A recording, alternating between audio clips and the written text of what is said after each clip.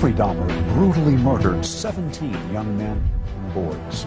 Once it happened the first time, it just seemed like it had control of my life from there on in. His killing spree lasted more than a decade, and the horror didn't stop at murder. Was there something sexual in the dismemberment of the bodies for you? Yes, there was a sexual part to that. Why the cannibalism? How could a seemingly normal Midwestern boy grow up to commit such terrible crimes? Dahmer's parents struggled to find the answers. It's been eternal torment. Do you feel that you're being blamed? Yes, I do. Dahmer agreed to speak with us at the behest of his father, who had just written a revealing book. Is there anything in this book that you strongly disagree with? Yes. On the surface, the interview with Lionel Dahmer was matter of fact. Well, you were holding back your emotions. Yeah. But beneath his composure, unbearable pain. But they don't realize that I have very deep feelings inside. The interview with Jeffrey Dahmer's mother, Joyce, was often contentious. I don't mean to argue with you. I have no business doing that. I am really scared. I interviewed Jeffrey Dahmer and his parents at length in 1994. Much of what they shared has never been heard until now. MSNBC brings you the never-before-seen confessions of a serial killer.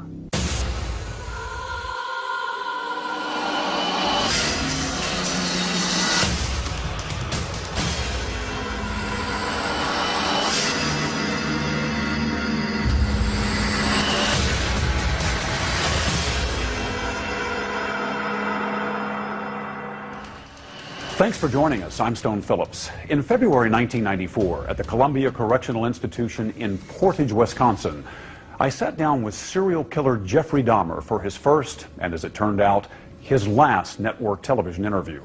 His father, Lionel Dahmer, had just written a book about his son, and he joined us. Jeff, as his father called him, was polite and seemed unnervingly normal. Rarely had a serial killer spoken in such detail about his crimes or the possible root causes. But this father and son spoke about both, as did Dahmer's mother in a rare interview. As you'll see, even looking back more than a decade later, there are still no easy answers. How are you, Dad? Hi, Jeff. Sherry, how are you? Yeah. Good to see you. Good to see you. Hi, Jeff. Mr. Phillips. Hi, Mr. Phillips. How are you? Jeff. Nice to see you. You've been spending the last few days with your folks. Great. Talking about a lot of different things.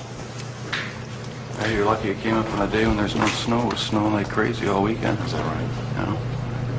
How are things going here for you? Slow and steady. Nothing out of the ordinary, really. You've read the book? Yes. Yes, I read the book. My dad sent it to me about last week, and spent all night reading it. I was up all night reading it. It was quite a surprise to me, some parts of it.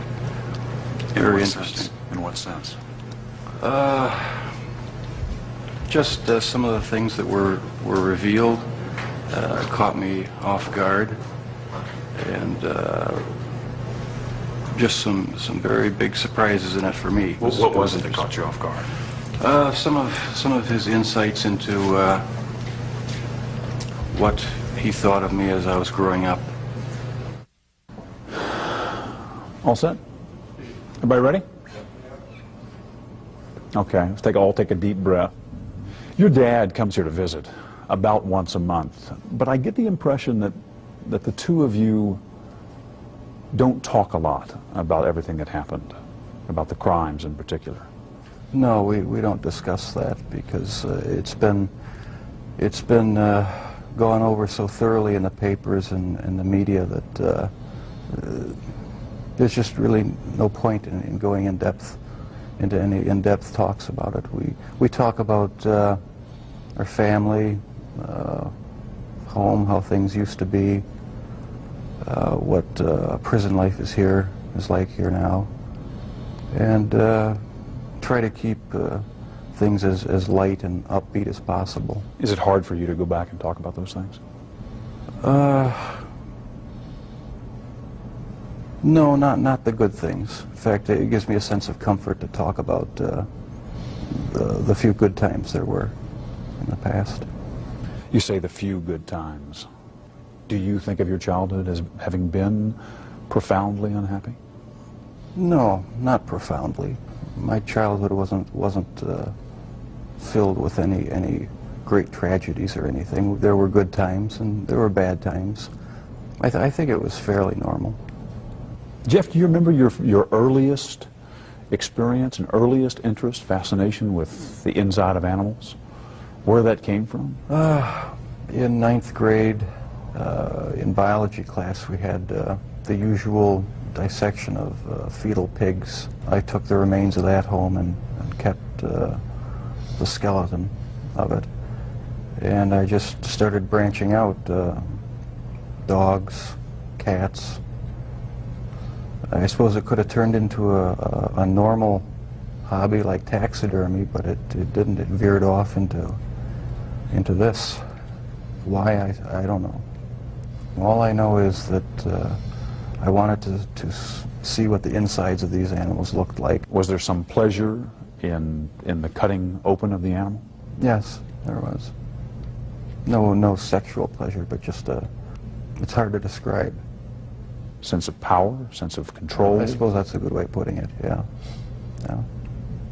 I can sort of see a fascination for, wanting to see or for looking at the insides of animals, say for the first time. After you did it one time, what more is to be gained by looking at another dog's inside, the second or the third? I don't know. It became a compulsion, and it switched from animals to humans. I still don't understand it. I don't know why. What would you do with the dead animals, Jeff? You would pick the carcasses up from the road and take them back into the woods. Take them back in the woods, skin them sometimes, slit them all the way open, look at the organs, feel them. There was a sort of general excitement for me. I don't know why. It was exciting to see.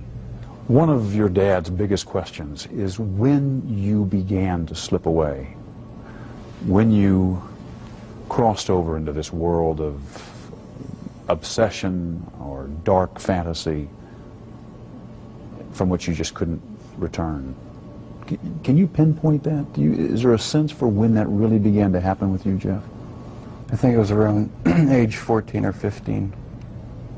Started having obsessive thoughts of violence intermingled with sex. And it just got worse and worse. I didn't know how to tell anyone about it, so I didn't. I just kept it all inside. Do you have any sense for where that was coming from? No. No, I've talked with a few psychologists about it. They have their theories, but they don't have any concrete answers either. Do you have a theory? No, not really. I don't know where it came from. I probably will never know. But I never dreamed that it would become a reality. Coming up, more pointed questions for a serial killer. Why the cannibalism?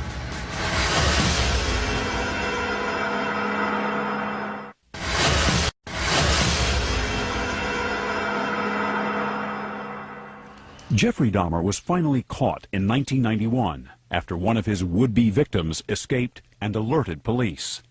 What was discovered in Dahmer's apartment was horrifying. Body parts in a barrel, a human head in a refrigerator. When he confessed, the gruesome details were almost impossible to comprehend. What was it, Jeff, that took you over the edge, do you think, and made you take this from the world of fantasy into reality? From 15 on, I had this reoccurring fantasy of meeting a hitchhiker on the road and of taking him hostage and doing what I wanted with him. About 3 years later, I was 18 years old, driving home. I saw this hitchhiker about a mile from my house. Thought to myself, should I stop and pick him up or should I just keep on going? I wish I just kept on going, but I didn't. I turned around, picked him up, And that's when the nightmare became a reality. It just seemed so bizarre to me that this obsession that I had been thinking about and wanting, just all the parts are there, and they make it possible to make it happen. What happened after you took him to the house? The house was empty. My mother was up in Chippewa Falls with her family, and my dad was living in a rented motel about 5 miles away due to the divorce. And I pretty much had the place to myself. I was drinking a lot during that time, and just, I don't know, looking for something to, some way to find some fulfillment, some pleasure. And I acted on my fantasies, and that's where everything went wrong. This was the summer of 1978 when you took your first victim. Right. Once it happened the first time, it just seemed like it had control of my life from there on in. The second occurrence was 1984, roughly. And I met this guy at one of the bars, downtown Milwaukee bars. We went back to the hotel, just planning on getting drunk. I had put some sleeping pills in his drink to render him unconscious, and was just going to spend the night with him. When I woke up in the morning, my forearms were bruised, and his chest was bruised, and blood was coming out of his mouth. He was hanging over the side of the bed, and I have no memory of beating him to death, but I must have. And that's when it all started again. And once it started again, you found it impossible to stop. Right, that's when the obsession went into full swing. Did you ever tell yourself, I have to stop this? I must stop doing this? Yes. When it was going on? After the second time, it seemed like the compulsion to do it was too strong, and I didn't even try to stop it after that. But before the second time, things had been building up gradually, going to bookstores, going to the bars, the gay bars, bath clubs. When that wasn't enough, buying sleeping pills and using it on various guys in the bath clubs. It just escalated slowly but surely. And after the second time, which was not planned, it was out of control. It felt like it was out of control. Where did sex enter in to the killings, Jeff? It was a big part of it. My only objective was to find the best-looking guy that I could. Their sexual preference didn't matter to me. Did their race matter to you? No, their race didn't matter to me. The first two young men were white. The third young man was American Indian. The fourth and fifth were Hispanic. So no, race had nothing to do with it. It was just their looks. Was there something sexual in the dismemberment of the bodies for you? As time went on, yes, I did get there was a sexual part to that. I started saving the skeletons and preserving other parts, and one thing led to another. It took more and more deviant type behaviors to satisfy my urges, and so it just spiraled out of control. Why the cannibalism? It made me feel like they were a permanent part of me. Besides the just mere curiosity of what it would be like, it made them feel that they were a part of me, and it gave me a sexual satisfaction to do that. Was it the killing that excited you, or is it what happened after the killing? No, the killing was just a means to an end. That was the least satisfactory part. I didn't enjoy doing that.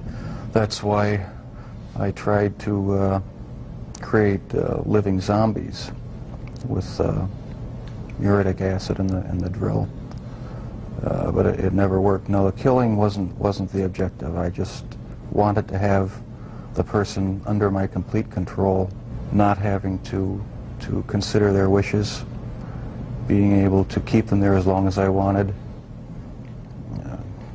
It's not easy to say that, but that's what the motive was. Where did that need for control come from?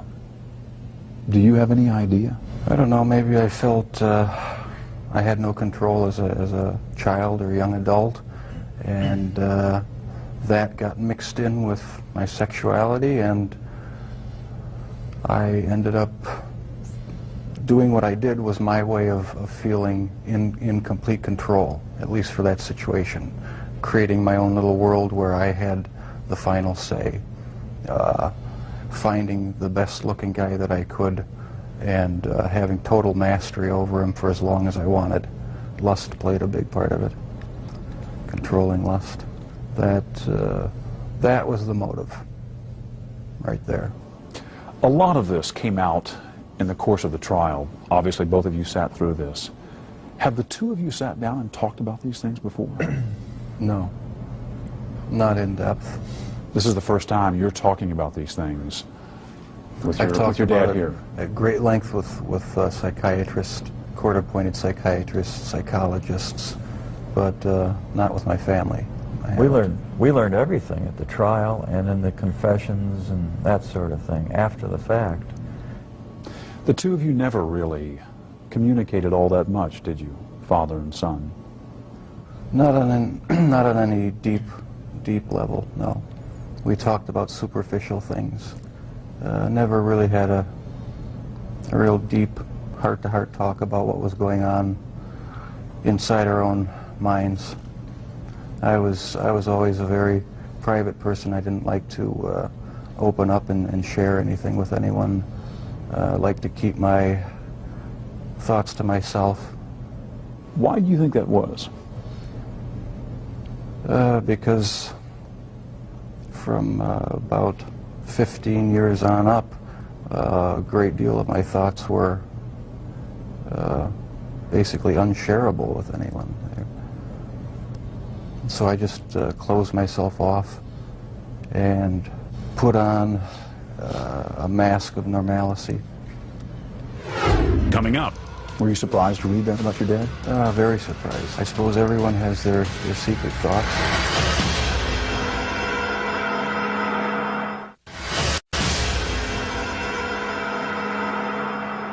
When I interviewed Jeffrey Dahmer in 1994, his father Lionel had just written a book as part of his own painful journey to try and understand how his son became a serial killer.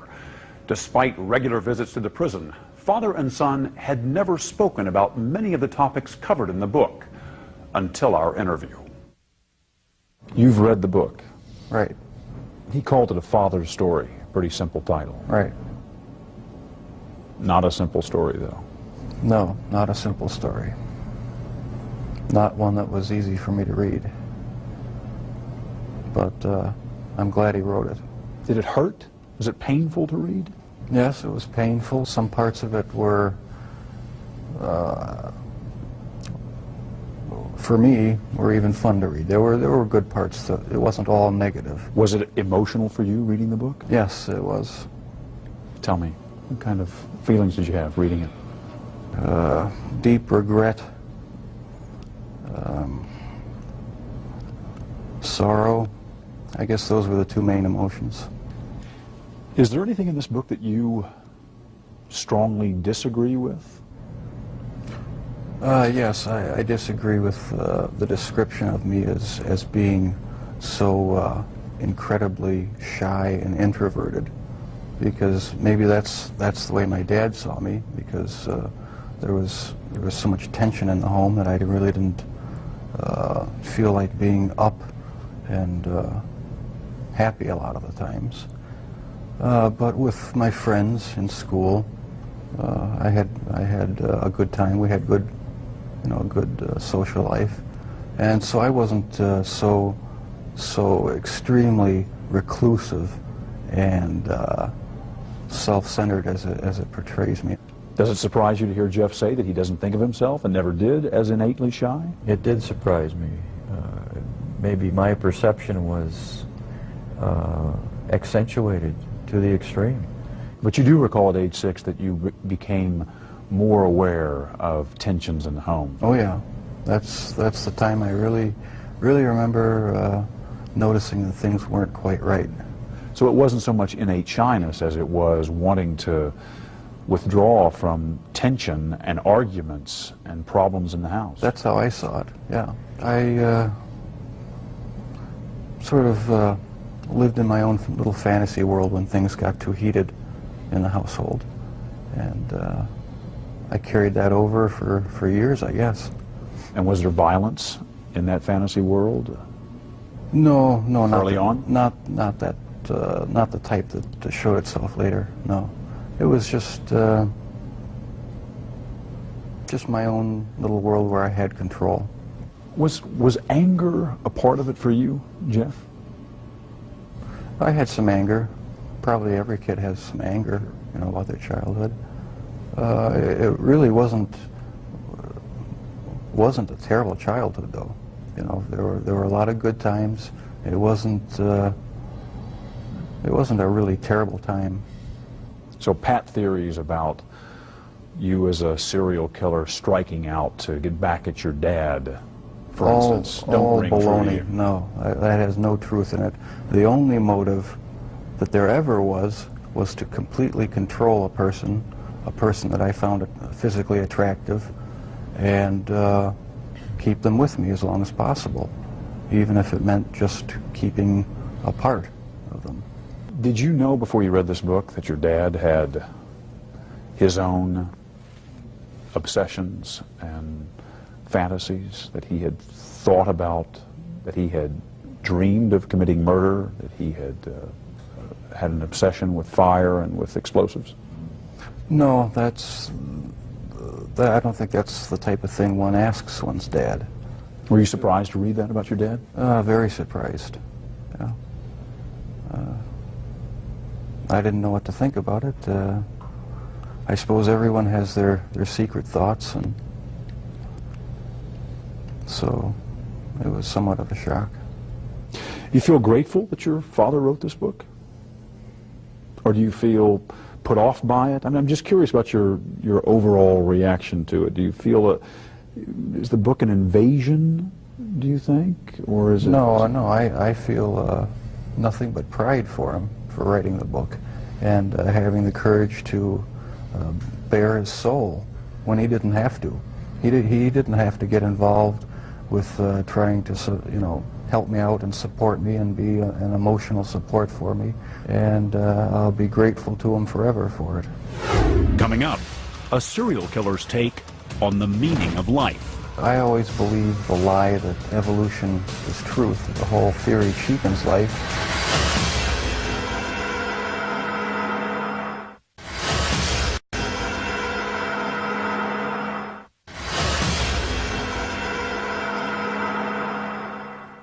Jeffrey Dahmer kept many secrets, even before he killed his first victim. While it's not unusual for teenagers to keep some things from their parents, Dahmer's father was tormented by the idea that perhaps he had missed a key sign of what was to come and the chance to stop him. But Jeffrey Dahmer wasn't sure he would have revealed anything, and was angered by the way some people had blamed his parents.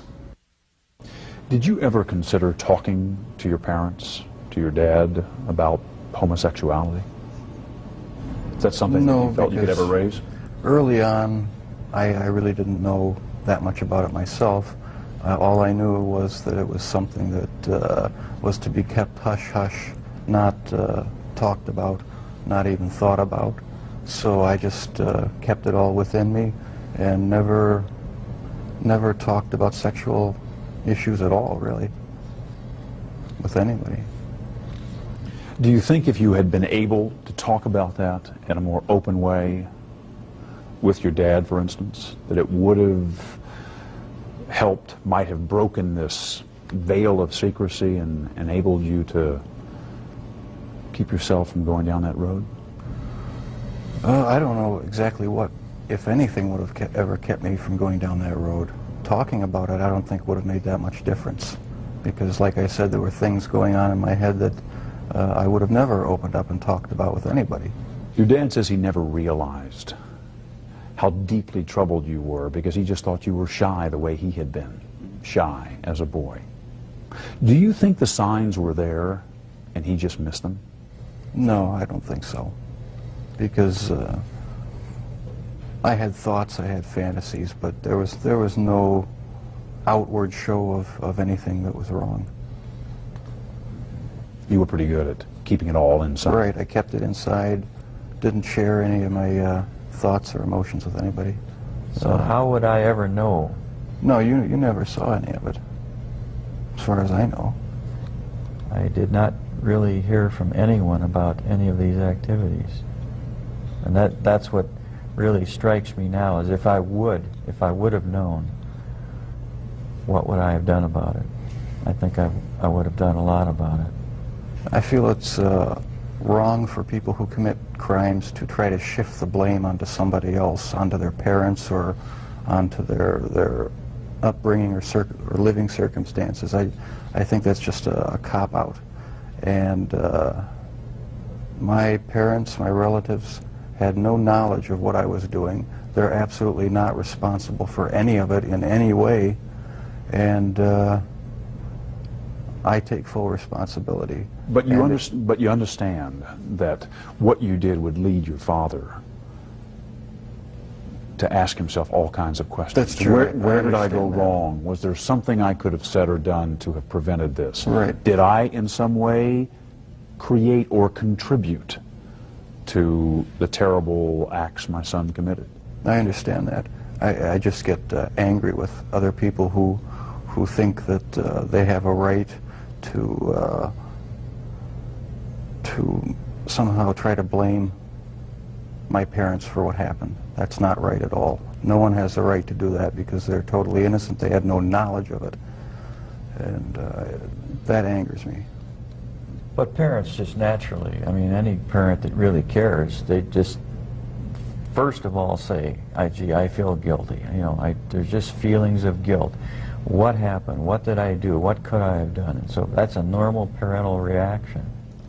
Your dad has wondered about all kinds of things, from the medication that your mom was on during her pregnancy, to the fact that you were exposed to violent arguments in the home from an early age and continuing, to the possibility that he might have passed on some genetic propensity for obsession or violent behavior. Does any of that ring true to you? I can see why he'd wonder about those things, but as far as I'm concerned, they're all excuses. Because I didn't feel accountable to anybody. I didn't feel that I had to face what I had done ever. And so there comes a point where a person has to be accountable for what he's done. Can't go around making excuses, blaming other people or other things. So I alone am the one who's responsible for what's happened. Let me ask, when did you first feel that everyone is accountable for their actions? Well, thanks to you for sending that creation science material, because I always believe the lie that evolution is truth, the theory of evolution is truth, that we all just came from the slime, and when we died, you know, that was it. There was nothing. So the whole theory cheapens life, and started reading books about that show how evolution is just a complete lie. There's no basis in science to uphold it, and I've since come to believe that the Lord Jesus Christ is the true creator of the heavens and the earth. It just didn't just happen, and I have accepted him as my Lord and Savior. And I believe that I, as well as everyone else, will be accountable to him. Growing up, did you feel that you were accountable to your dad? or to your mom as the authority Yes, I figure did. in the house? Yes, I did. I mean, they didn't let me run wild. They disciplined me, and so I felt accountable to them. But afterwards, after I left the home, that's when I started wanting to sort of create my own little world where I could be the one who had the complete control, where I didn't have to bow to anyone else's demands, and I just took it way too far. Lionel? At that period of time, I had drifted away from a belief in a supreme being. And I never, as a result, passed along the feeling that we are all accountable in the end. He owns us. And that basic concept is very fundamental to all of us. You feel that the absence, at least for a while, of a strong religious faith and Yes, belief for some years. may have prevented you from instilling some of that in Jeff. That's right. Is that how you feel? Yes, I think I had a big part to do with it. I mean, if a person doesn't think that there is a God to be accountable to, then what's the point of trying to modify your behavior to keep it within acceptable ranges? That's how I thought anyway. And I've since come to believe that the Lord Jesus Christ is truly God, the Father, the Son, and the Holy Spirit. They're the only true God. Coming up, a mother's pain. It's almost like I don't have a right to mourn or grieve because there are all these families who will never speak to their children again.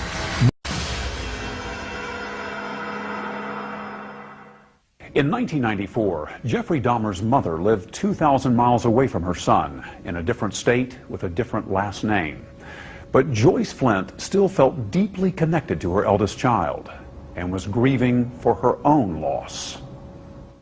We all think about victims' parents in a case like Jeffrey's, but we don't often think about the parents whose child committed crimes like this.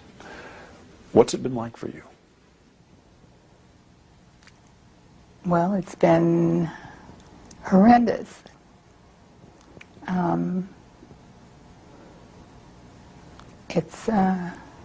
I don't know if I have words to explain something that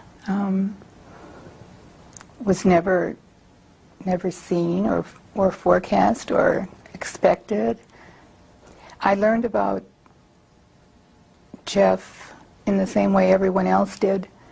A friend called me and told me it had been on television in another state.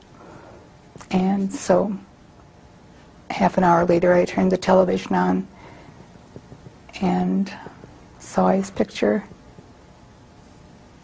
And at that point, what do? You can't believe what's happening. And you cry and you grab a friend, and that's what I did. What was most unusual about it was that I didn't know, I hadn't been in contact with Jeff, although I tried, and yet no one had ever let me know that Jeff had been in any kind of trouble at all during the years. When did the full impact of all of this hit you? I don't know if it has yet. I don't know if it ever will. I mean, I don't know if I'll ever be able to. How does anyone? The full impact. It's the rest of our lives. I have another son, a younger son, for the rest of his life. He will have to find a way to be strong and deal with this. Has this followed him? Yes, it has. But he's doing very well. He's finished an graduate degree and is working and very successful and visits his brother. It's a very difficult thing to say. A stone, one of the hardest things for me to say is how much I can't believe this happened, and how much I love Jeff, when I'm very much aware that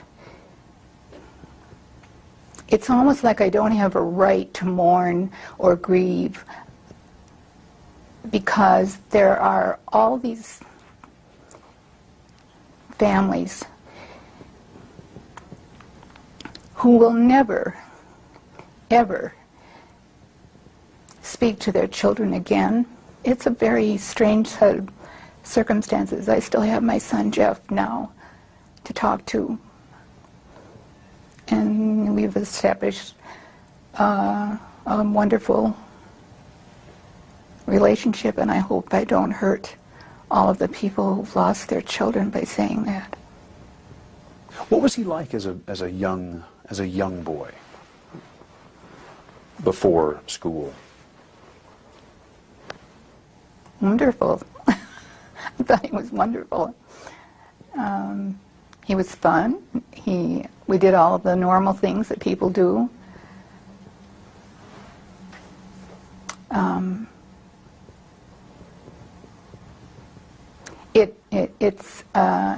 It's hard to be asked questions that go back 30-some years when you never expected that anything but good would happen in your family.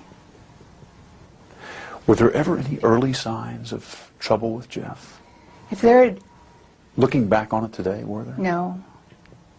What would you look for? If I'd seen something that had been a clue of any kind, I'd like to think that I would have done something about it immediately. No, there wasn't anything unusual about Jeff. He was a normal young boy. Jeff's first grade teacher referred to him as inordinately shy and profoundly unhappy. He didn't seem inordinately shy to me. He seemed, he didn't like school. He had a very difficult year that year, first grade, moving from where he'd lived. I was pregnant with his baby brother, so... Did he seem profoundly unhappy? No. Well, no. When you say profoundly unhappy, there wasn't any clue that there was anything other than this was a little, rather shy child who had to go to school and mingle and be sociable, and that wasn't his thing.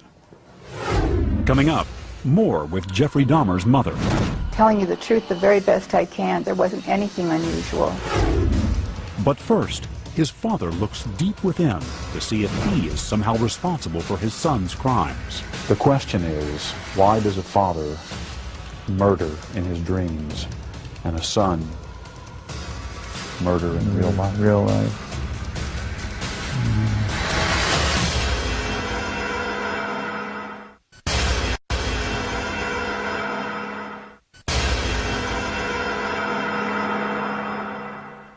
How would you describe Jeff as a young child? Was he happy? Was he outgoing as a 2, 3, 4-year-old? He was quite outgoing up until maybe age 3, 3.5, 4, somewhere in there.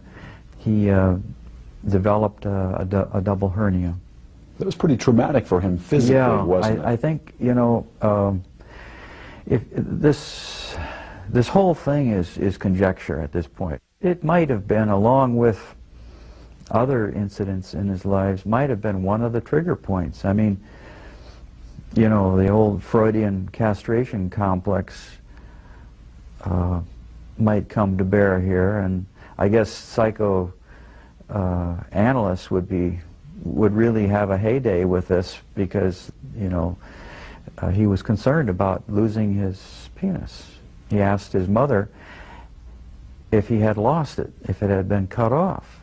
Now, which is something he later did to his, or at least some of his victims. That's true, yes. One thing that many serial killers have in common is a history of sexual abuse. Was Jeff sexually abused at any time? No, never. Was not abused by anyone in the home? No. Sexually? No. Can you even begin to describe what it's been like for you as the parent of someone who has committed crimes of this nature? Well, it's been eternal torment. In the privacy of my own room,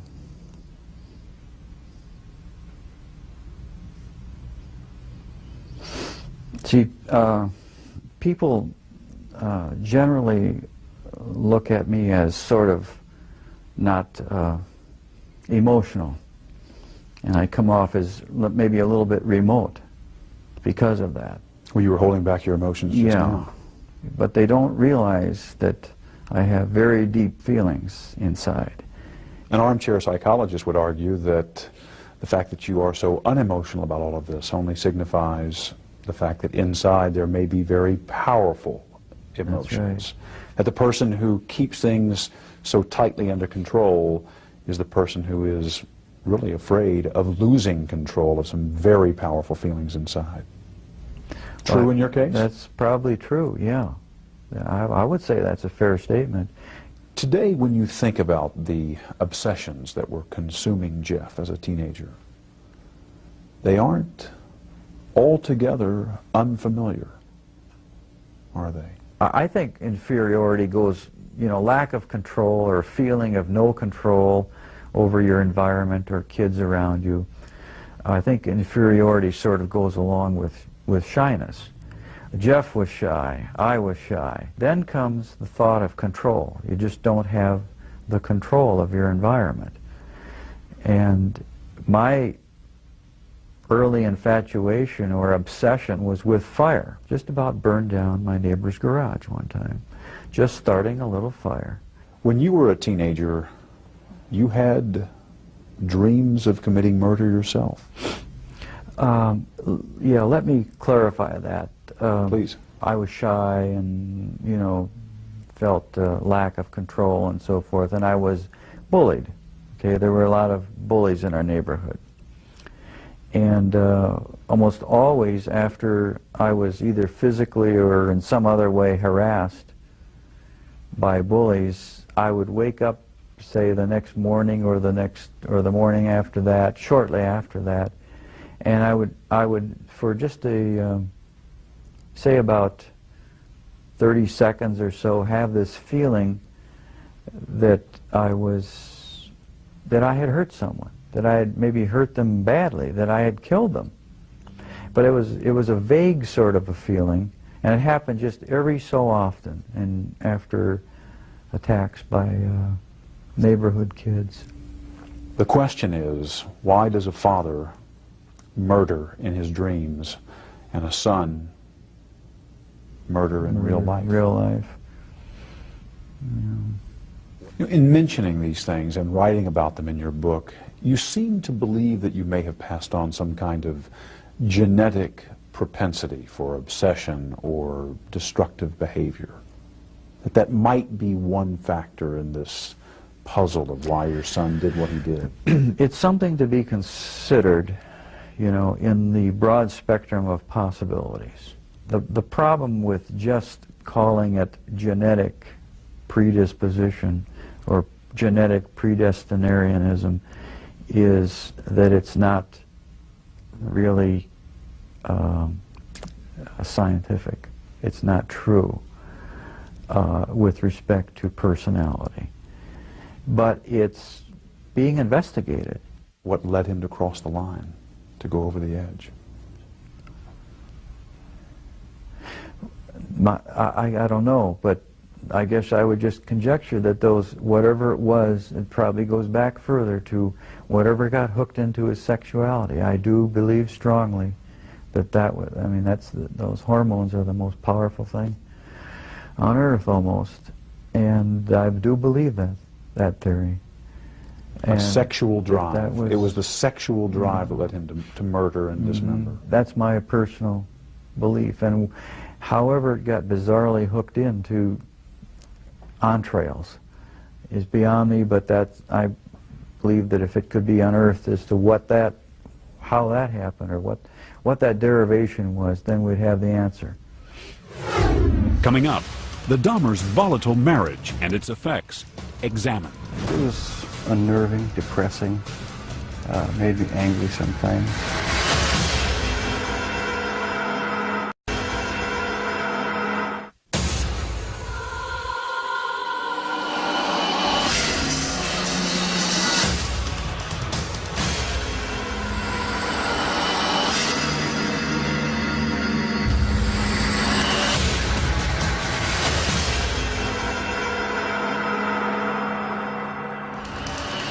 It was his first and last network television interview. Serial killer Jeffrey Dahmer talking about his horrific crimes and trying to figure out for himself why he had such a compulsion to kill. Much had been made of the home environment in which he grew up and the marital strife to which he was exposed throughout his childhood. Could he have been so affected it would later drive him to commit unspeakable crimes? Dahmer had strong feelings about that. What do you remember about your parents arguing when you were growing up, and what effect that had on you? It was unnerving, depressing, made me angry sometimes. I'd leave the house, go out in the woods and sulk, brooding, wondering why they had to have such a rough relationship. Most of the time they didn't seem to get along too well together. I never knew what the real underlying problems were. I didn't feel it was my place to ask. Did you blame one or the other? Mom or Dad? No, I didn't. I was just frustrated that things couldn't be happier around the house. You just wanted things to be more peaceful. Right. I never saw any real violent arguments as far as physical hitting or anything like that, but there was a lot of yelling, a lot of tension in the house sometimes. All set? Everybody ready?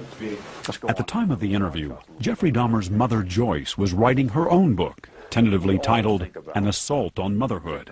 She insisted that her co-author sit next to her for support. The book was never published, and the co-author never appeared in the original broadcast. What kinds of things was Jeff exposed to? What kinds of things did he see and hear? Nothing out of the ordinary. Well, what can I do? I can compare it with my own upbringing, and my mother and father fought, and it was kind of a normal thing, and they would get over it. And Lionel and I discovered very early on that we were very different people. I was more emotional and more outgoing than he was, and marriage became really a very unhappy place. And how much that affected the children at the time, I didn't think that it affected them in any really harmful way, because they were never physically abused. There were very heated arguments. And on occasion that would lead to some physical... Excuse me, Stone. If you want to stop a minute and think about whether you want to talk about that abuse on the... How am I going to know what's going to be on television and what's not going to be? Well, I mean, I think you need to assume, while only a very small portion of this will be on, I mean, I want you to be comfortable with what you say, because... Well, one of the things that I don't want to get involved in on this television show is trying to do the same thing to Lionel as he's done to me, and that is to somehow blame him. So I'm not asking. I really don't want to get to whose fault. No, we're rolling. But I'm just saying, I don't want to get. I'm really not concerned with fault and whether it was you or whether it was Lionel. What I'm trying to understand is what was going on between you, for whatever reason. I'm sure both of you brought something to the table on that. That's usually the case in a marriage situation. My question is, what kinds of things, what do you recall about the kinds of things that were happening between you that Jeff may have been exposed to? And to the extent that there is some question about the kind of emotional turmoil that might have caused him. Stone, I have to tell you, I've thought of that over and over again, and there's nothing about the kind of arguments, the kinds of fights we might have had, the disagreements over how to bring up children, there was nothing unusual about that. And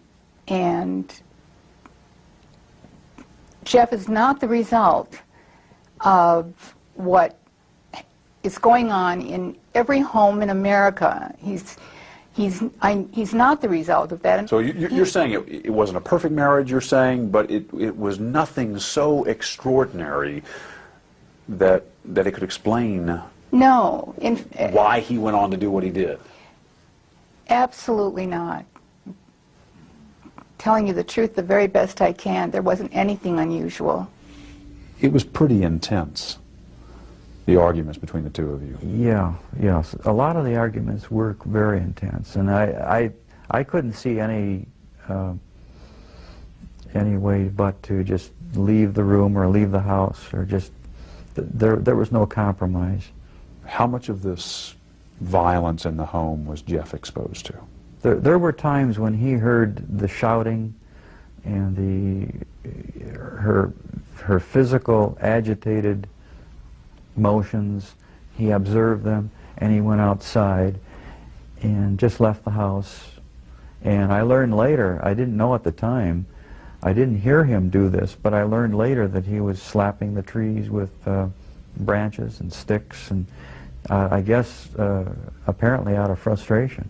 So apparently Jeff was very disturbed over the arguments. I have no doubt that he was very disturbed. There are thousands, literally thousands of children who grow up exposed to these kinds of problems. And worse. And worse. And yet they don't go on to do the kinds of things that Jeff did.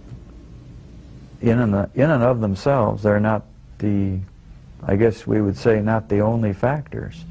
But you know, everyone's an individual, I guess, aren't they?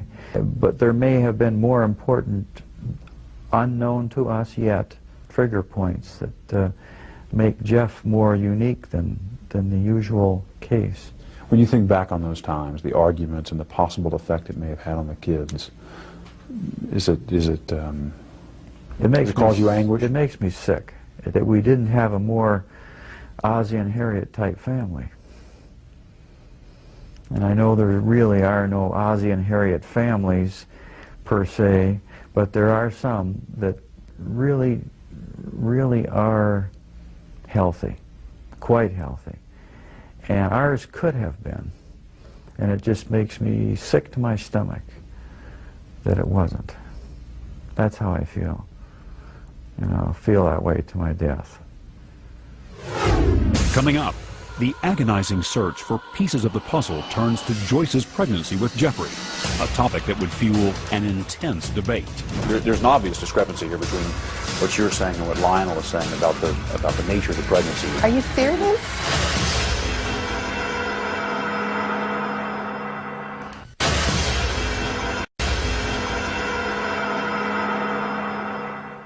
By all outward appearances, Jeffrey Dahmer seemed like a normal boy growing up. So how did he become a serial killer? The search for the root causes went all the way back to his mother's pregnancy. Both of Dahmer's parents said it had not been an easy time, but during separate interviews with each of them, that was about all they agreed on. At times, her legs would lock tightly in place, and her whole body would grow rigid and begin to tremble. During these strange seizures, her eyes would bulge like a frightened animal, and she would begin to salivate, literally frothing at the mouth. We'd have to call the doctor, who in those days they still made house calls, and he came immediately, and it always ended up that he gave her a shot of some type of relaxant. What kind of drugs was she on? There were a mixture of things. He would have to come and inject Seconal or morphine if, in some instances, when her body would not relax. The doctor? Yeah, the doctor. Morphine, barbiturates? Yeah, relaxants. Phenobarbital? Yes, She was on a pretty heavy yeah, drug she was regimen. on quite a heavy diet of prescription drugs, right. What do you remember about the pregnancy? I had what I thought were probably the ordinary kinds of things that happen when you're pregnant, and Morning sickness, morning sickness, a lot of nausea. yes.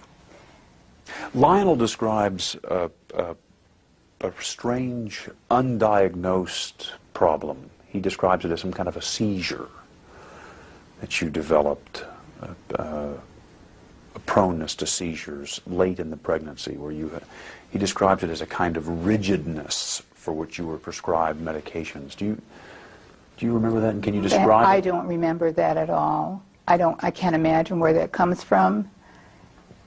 It isn't true. I don't.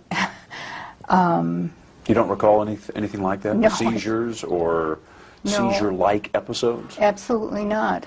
Were you prescribed medications, including morphine, barbiturates? I don't know what medications were prescribed, and I'm surprised that anyone says that there is something that lists every single medication I took 33 years ago. I had a doctor, a physician. I took the medicine that was prescribed for me, and for the most part I was healthy. You weren't on morphine? I don't think you give pregnant women morphine. I'd have to ask my doctor, but they don't give pregnant women morphine. Barbiturates of any kind in order to calm you down in these seizure states, as Lionel describes them? There were no seizure states. Where's I that don't know coming where that's from? coming from. Well, Stone, I don't know. And it's one of the reasons why I'm finally speaking out, because there were no seizures. There was nothing that was out of the ordinary as far as my pregnancy was concerned, except that I needed to be in bed. There's an obvious discrepancy here between what you're saying and what Lionel is saying about the nature of the pregnancy. It was difficult, you both agree, but he describes you in these states where you were, as he says, literally frothing at the mouth. Are you serious? In these rigid states, yeah, for which you were given medication to settle or calm you down. Well, I don't know what his purpose is in doing that. I do know that when this first happened, the very first thing that the husband that I divorced did was come out with these accusations against me. They're not true. Well, I don't know how I can prove it to you that they're not true. Is it possible you just don't remember them? No, it's not possible. I don't remember them. It was my first pregnancy. I remember everything about my first pregnancy. There's an important point you want to talk about that you really want to make, and is the reason why you've come on. So let's talk about that. Thank you. I appreciate that very much, Stone, because I'm really feeling like the questions that I've been asked so far are exactly the reason why I wanted to come on, exactly the reason why I want to write a book tentatively titled An Assault on Motherhood, and that's exactly how I feel, like I'm being assaulted by statements that can't be substantiated, that people have said are not so, but here I am one more time having to defend myself. I want to get across that we as women just can't take this kind of thing anymore. If something bad happens to our son or our child, there has to be a place for us to go. I want a place for all the victims, to have a place where there's some compassion and understanding instead of a blaming. Coming up, Joyce talks about the pain of feeling blamed for her son's crimes and disputes more of her ex-husband's recollections. Excuse me for interrupting you, but I never heard anything like that ever happened.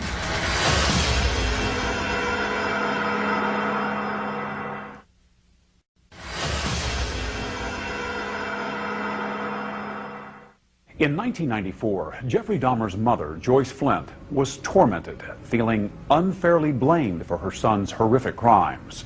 She had planned to write a book, tentatively titled An Assault on Motherhood, about her ordeal. In fact, her co-author sat next to her during the interview, sometimes interrupting when she felt the questions were too much for Joyce to handle. The book was never published, but in our interview, Dahmer's mother talked candidly about her pain and about her anger. Do you feel that you're being blamed? Yes, I do. Do you feel that Lionel's blaming you?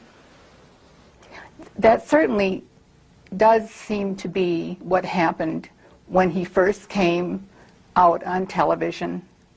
And there are elements of Lionel's new book which do seem to say things about the pregnancy, about reluctance to breastfeed after the pregnancy, about Joyce's state during early motherhood, which seem to indicate something was wrong with the mothering. Now, this isn't the theme of the book, but it corresponds to the theme of so many questions from the media that have come along all along the way. And I'm not saying you're asking these now. But at the same time, Lionel asks a lot of questions about himself, about what kind of father he was, about his own thoughts and maybe his own mistakes. I mean, one of the first places he looks is right in the mirror. But if he wants to speak about himself, it's fine if he wants to make false or accurate accusations about his own behavior.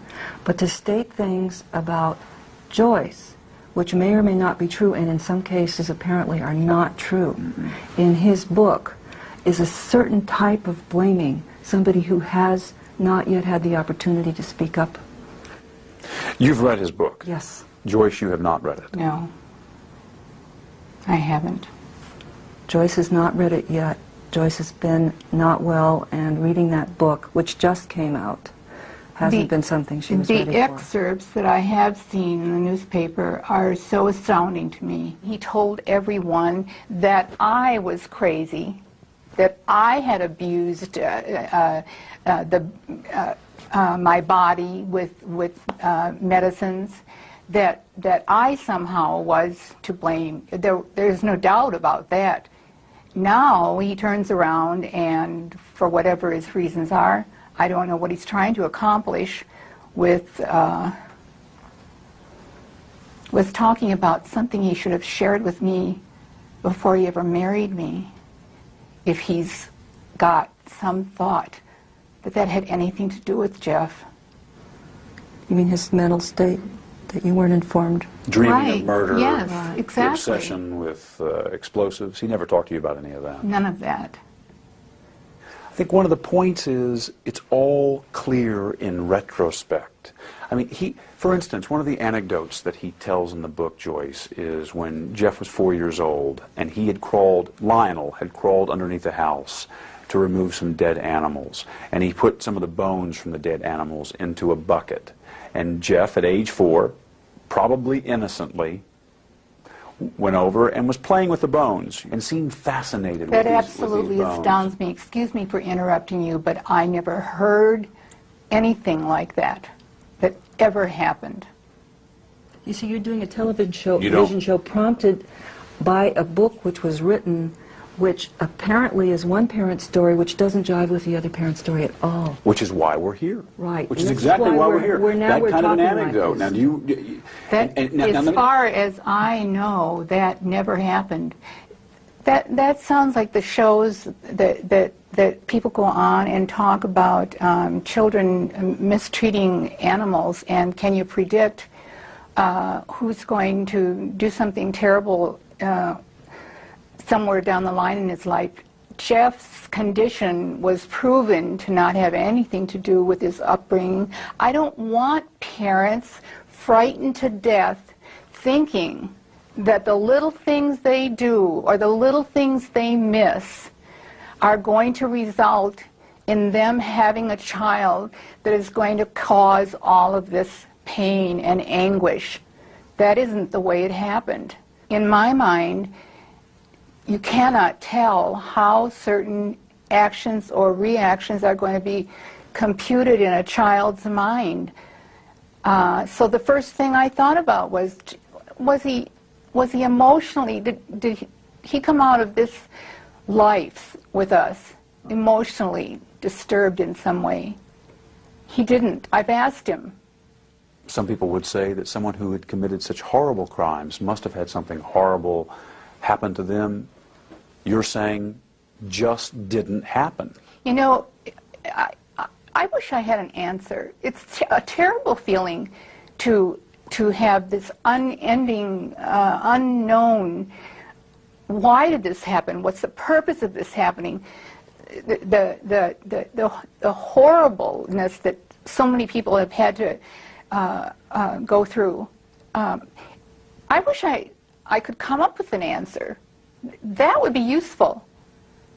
It isn't useful to speculate on what small, tiny little things did we spank our child, and that turned him into a, as they called me, a monster maker. Jeff was raised with all the love and care and concern that any child could be raised with, and what happened to him, I don't know. I wish I knew. I'd give anything to know. When you ask yourself that question, Joyce, I mean, you know, when you're alone with yourself and you wonder why it happened, what answers do you come up with? What questions do you have about the origins of his madness, if you will?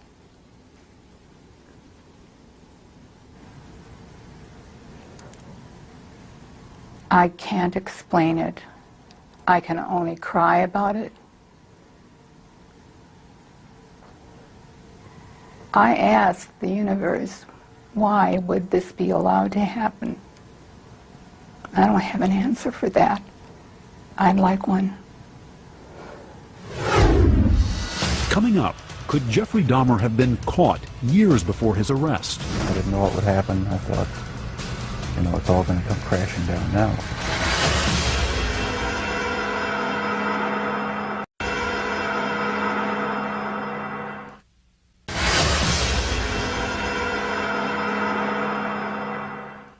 There were times during the years Jeffrey Dahmer was killing young men and boys when he came close to being caught, stopped from taking more lives.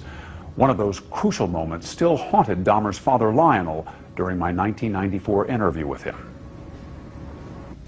In March of 1989, you were helping him gather up his belongings, going through his room, and you came across a box.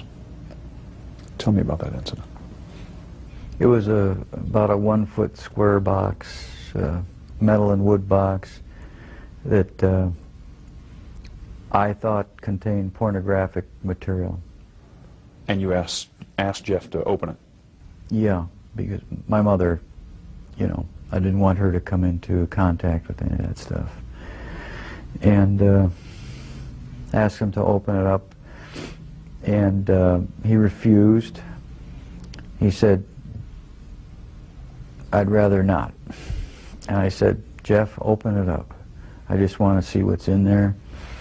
And he said, can't I have any privacy in the house at all? Just this 1 square foot of privacy. And I said, Jeff, open it up, or I'm going to just take it down into the basement and get a screwdriver or something and open it up. I just open it up. And he got angry, very visibly agitated, and said, if I can't have 1 square foot of privacy, then I'm just going to leave. So he walked out of the house, and then I took the box. I took it from him. I mean, he gave it up. he walked out of the house. I'm surprised that he gave it up. But I started walking down the basement, and then he came in the back door just as I was going down the basement steps, and he said, "I'm sorry, Dad. I lost my temper. There's just some pornographic stuff in there." He said, "Just wait. I'll open it up tomorrow morning and show you what it is. Just let me put it away now and forget about it. Let's not cause an uproar anymore today or tonight, and because of Grandma." And so, my not fathoming what could be in that box, I said, "Okay, we'll just open it up tomorrow then, and then let's get rid of it, whatever it is." And the next morning he came down from upstairs and showed me, and there was pornographic literature in there. And I said, "Okay, get rid of it now, and I don't want to, see any more of it around here." He said, "Okay, Dad." And that was the end of that incident, and I didn't realize what was in that box. What was in the box? Well, as I learned later, after the trial, it was one of the human heads, one of the victims, which he then took to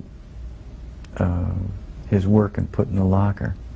I told Jeff I can't imagine what I would do if I would have opened that box and found that, because I probably would have reacted in my typical fashion of just shock and numbness. I probably would have thought that, maybe it's an artificial, some type of, I don't know, an occult thing or just some decorative thing, that something, but not human.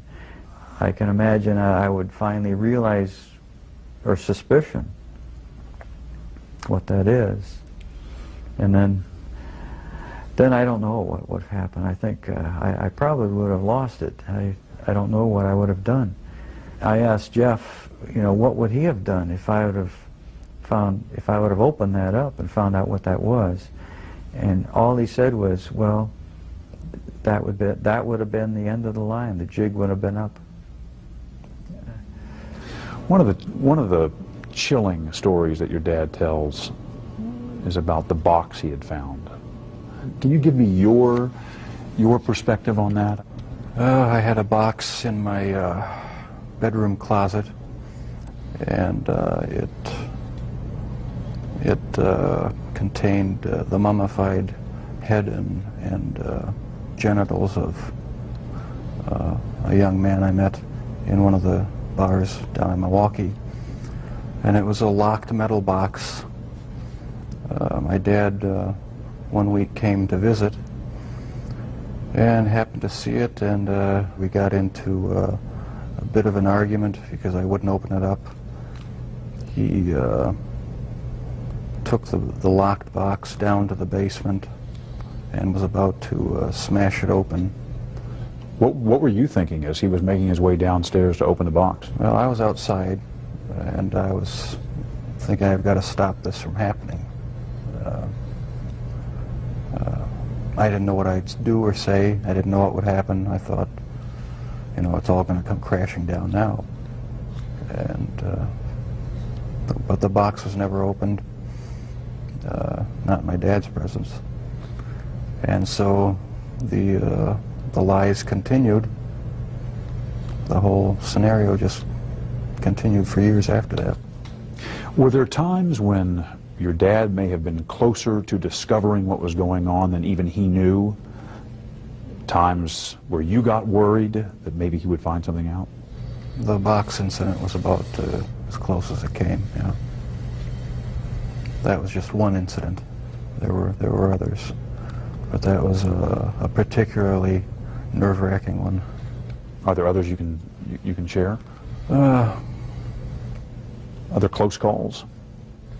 When acidified, dissolved human remains were found, they didn't look like human remains anymore, but they were in the trash bin outside in the garage. That was one incident. And a few others I'd rather not go into right now. Were you relieved to be arrested? Part of me was, and part of me wasn't. Explain. I don't know. It's like I don't believe I have a split personality, but you know the feeling where you're sort of glad about something, but on the other hand you're not. That's how it was. It was a relief not to have to keep such a gigantic secret that I had kept for so many years. And once I saw that I had no choice but to face it, I decided to face it head on and make a full confession. So I am glad that the secrets are gone. Coming up, a father's anguish as he confronts the gruesome reality of his son's crimes. What was it like the first time you saw Jeff after he was arrested for murder?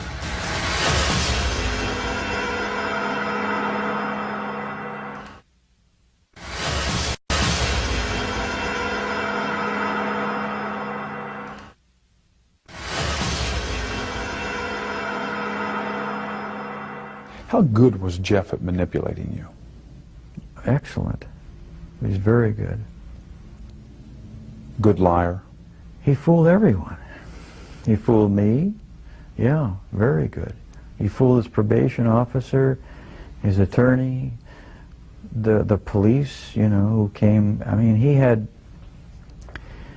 bodies in his next room when the police were standing in his outer room. There were so many people that he fooled. And he could lie and be cool as a cucumber. Yeah, he just looked very innocuous. He just looked like an average person who couldn't possibly do the things that he did. What was it like the first time you saw Jeff after he was arrested for murder? Oh, that was really tough. He was disheveled, you know, beard, and he hadn't slept. There were people screaming in the cells, and he just stood there like a limp rag. What did you say to each other? I went up to him and I said, "Jeff, I love you." I hugged him. I cried. He didn't seem to be emotionally moved. He just seemed like he was just wrung out. Did he hug you back? Yeah, as well as he could. He was shackled in front of him, so he really couldn't hug. But he pressed, you know, forward. But it just seemed like he was just his soul had dropped out of him. What were his first words to you when he saw you? I'm just so sorry. I really screwed up.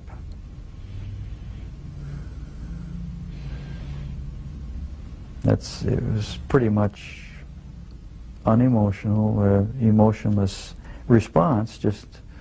He just said those words, and he looked extremely depressed and sad. Do you remember the feelings that went through you at that point?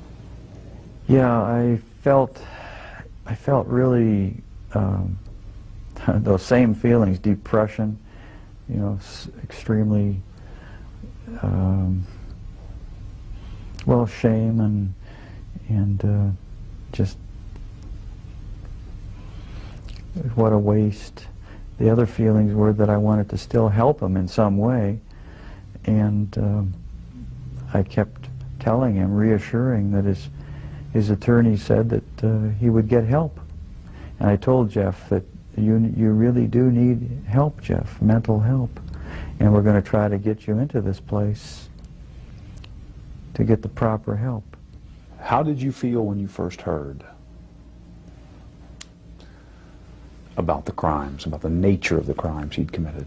I think it was sort of a feeling as if I were just floating above myself and observing some other person. As if I were anesthetized with something that just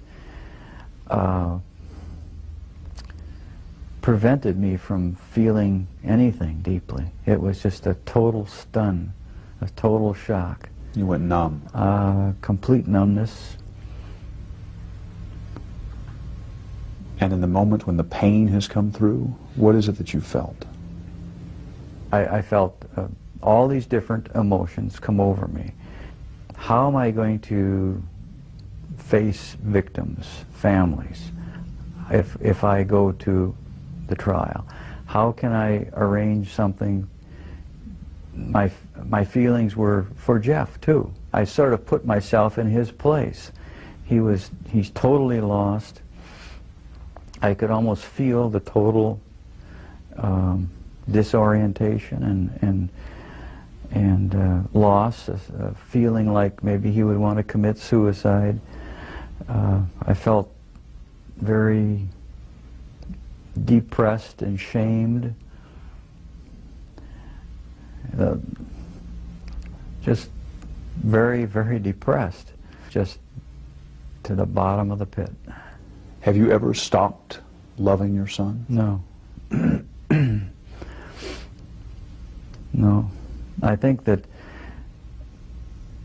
part of my continuing to want to love and support him is because I can remember him as a youth when he was innocent. What do you see when you look at Jeff's face? I guess the parent, naive parent in me still says I see an innocent, shy child, a defenseless, vulnerable child who I wish I could help now. I know there are some people who say he shouldn't have any peace. The victims' families don't have any peace. But I want to see what I can do to help Jeff have some peace in his mind, because there's still things there. Does he deserve that? And well, yeah, I think he does. Was there a time when you hated Jeff for what he did? Yeah, I think probably there was a mixture of feelings of anger and hate and disappointment and also feeling extremely sorry for what he did. Felt very sorry for victims and their families, and also for Jeff, the terrible waste. Have you had a chance to sit down with Jeff and ask him why? Why did you do this? What was it? I asked him once, and he doesn't know. I asked him, he does not know. And it seems like a stunted, short answer. That, it seems like there should be more of an answer than that, but he says he really doesn't know. Coming up. I tell you, Dad, I'm really sorry that this has happened, and I love you a lot. I love you too. I'm sorry. I'm sorry. The conclusion to Confessions of a Serial Killer when we come back.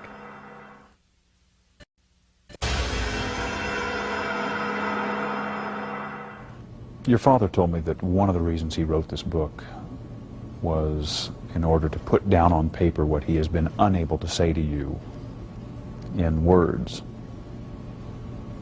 kind of reaching out to you. What do you want to say to him, having read this? I tell you, Dad, I'm really sorry that this has happened, and I love you a lot. I love you too. I'm sorry. Don't be sorry. We haven't always shown it a lot, but I do love him a great deal. I love you. And without the support of my folks, I don't think I would have come through this. We've opened up with each other a lot more now since the trial and everything. There's no secrets to be hidden away. I don't feel that I have to keep any secrets from him.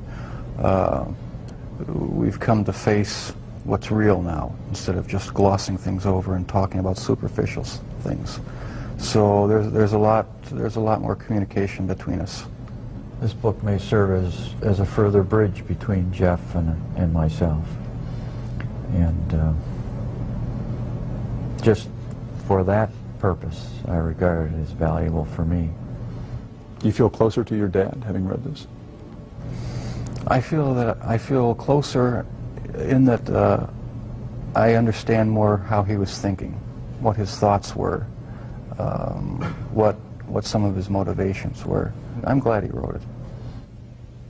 Anything not in the book you want to say to him?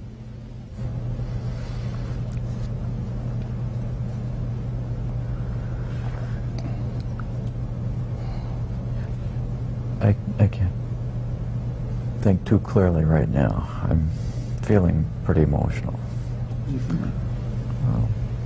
I think that a lot of things have been brought out in this interview that has brought us to a little bit deeper, just a little bit closer understanding as to how this all originated. And, well, whenever I get emotional, my analytical side gets clouded, and I can't express myself quite as well as I would like. Can you talk about the feelings you have? You feeling close to Jeff? I feel very close to Jeff, and it's going to continue till our death. And I feel good about it. Do you think you'll ever have the answers you've been looking for about why, what happened, and what role, if any, you played? Maybe not. My primary question is the origins of it. And if something can be learned about that, it may help other people avert problems. Is it still there, Jeff? Does it ever go away? In part, no, it never completely goes away. I'll probably have to live with it for the rest of my life. I wish it would go away. I wish there was some way to completely get rid of the compulsive thoughts, the feelings. It's not nearly so bad now that there's no avenues to actually act on it. But no, it never seems to go completely away. So the thoughts still come to you? Sometimes, yeah.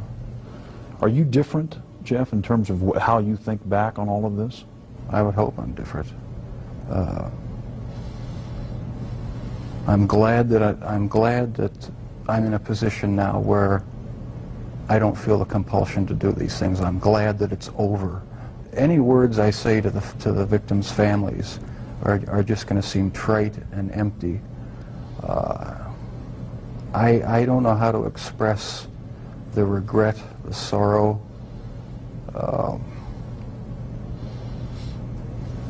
that I feel for what I've done for their sons. I can't find the right words. All right, see you later, Dad. After the interview at the prison, Dahmer casually showed us something a little unsettling. Just a point of interest, that's the type of box. This is the type of box? Exactly. He wanted us to know that box looked strikingly like the one his father had found, the one Jeffrey had used to hide body parts. Thank you, Jeff. All right. To this day, the interview with Jeffrey Dahmer remains one of the eeriest experiences of my 30 years in television news. From the weak handshake with which he greeted me to his bizarre observation about that metal box as he returned to his cell, Dahmer was a haunting figure. He often said he had wanted the death penalty. 9 months after our interview, his death wish came true. I'm Stone Phillips.